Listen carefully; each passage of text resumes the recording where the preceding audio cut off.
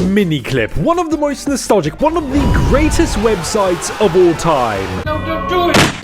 Now, you person watching this video, there's actually something that I want you to do for me. What I want you to do is sit back in your chair or lean back on your bed, I don't know, wherever you're watching this video, use your brain and cast your mind back all the way to close on 10 years ago. Before the existence of the haha funny build game, a time where the word cope was still used as a noun and not as an insult people use on the internet. 10 years ago, the internet was really different, and so too was gaming. Now if you're old, just like me, I turned 21 years old the other day, meaning that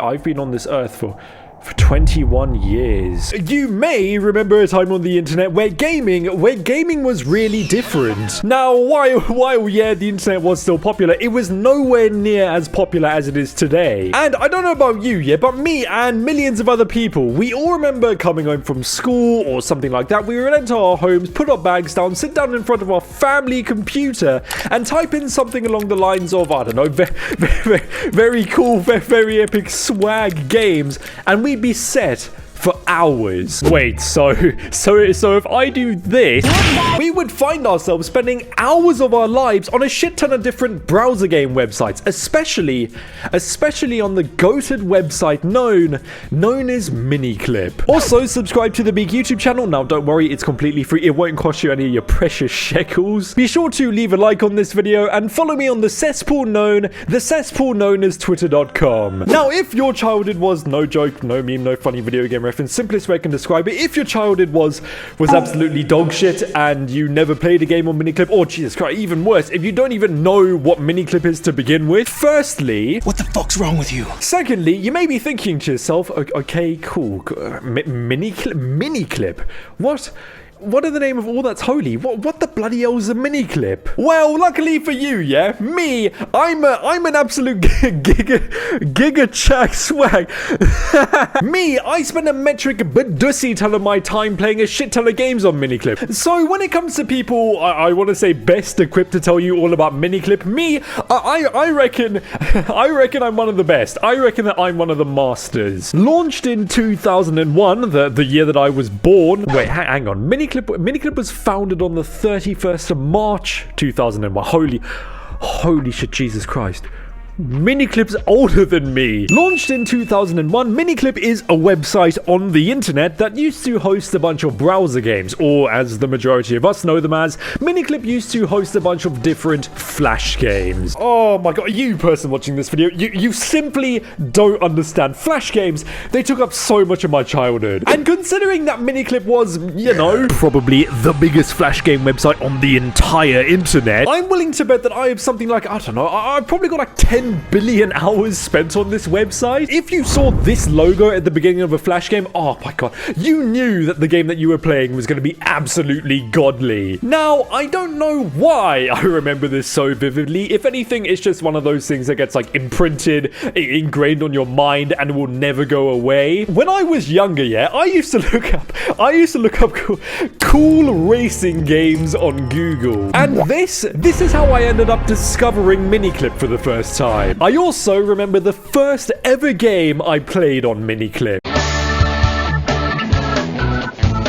Dune Buggy. Forget Forza Horizon, Gran Turismo, Sonic All-Star Racing. Why the fuck is Sonic in a car? Dune Buggy is the greatest car game ever released in human history, and it always will be, regardless of how many other different car games get released. This game is the Bret Hart of car games. The goal of this game is simple: collect stars, do very cool, very epic flips, complete levels, don't land upside down, and that's about it. If anything, this game is really bloody simple, but it's just so addictive. Every so often, I would just find myself playing this game for like hours and hours. I don't know why. It just kind of happened. Another game I spent hours playing was this game, Raft Wars. In Raft Wars, you take control of two bold brothers in their desperate fight against capitalism, after the younger of the two brothers discovers vast riches hidden deep beneath the sand on his beach holiday. Truly, we live in a society. This game is essentially the same concept as Angry Birds, though in Raft Wars, you don't shoot birds from slingshots, you shoot tennis balls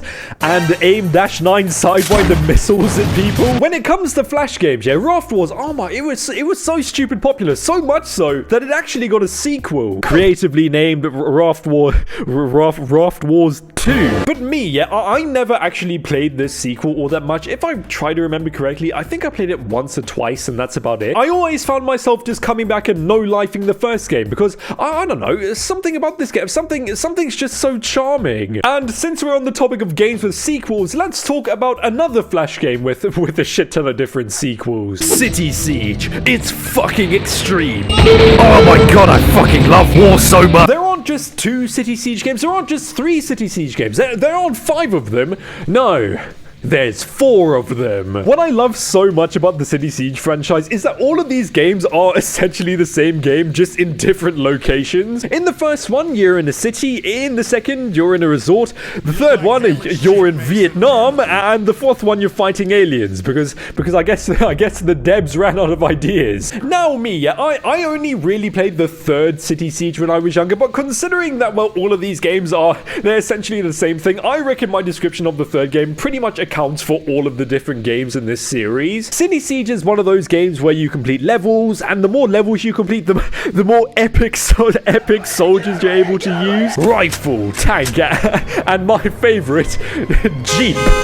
Now, I don't know if there's some like overarching story between all of these games. All of the bad guys in these games, they may work for the same company because, well, they all look the same, and in the menus, they're just called baddies. But regardless of the lore, game theory of City Siege, yeah, after this video, yeah, genuinely, go play these games if you can find them. They're honestly so much fun. Now, look, yeah, there are plenty more Flash games that I played when I was younger that I haven't mentioned in this video, and if I really wanted to, I could waffle on for, like, no joke, no means, millions of years about all of the Flash games I used to play when I was younger. But the thing is, I don't even know if YouTube lets you upload a video that long, and, well, me, I don't really feel like experimenting with that at the moment. What I do want to talk about, though, is something more important. Something that when I first found out about it a couple years ago, genuinely, no joke, no meme, it actually made me quite emotional because it meant that a large chunk of my childhood was going to be deleted forever. As we all know, all of these games, every single game that you could find on MiniClip were made thanks to the Flash engine. The Flash engine, it was godly, it was amazing, but as we all know, there's a saying that goes something like, every good thing must come to an end. Unfortunately, at the end of the year 2020, the Flash engine was shut down due to the fact that, according to Adobe, a company that sells products that I promise I get legally, as the internet grew and evolved, all of that type of stuff, the Flash engine was just becoming more and more obsolete. There wasn't really a need for it anymore. Now, as you can probably guess, yeah, this was a little bit of a problem for websites that hosted Flash games, and as such, a bunch of them just had to close. They just had to shut down. But for the few that survived, like MiniClip, they had to completely change the way they operated. They had to morph into something different in order to, no joke, like no meme, to survive. And our childhoods, they were unfortunately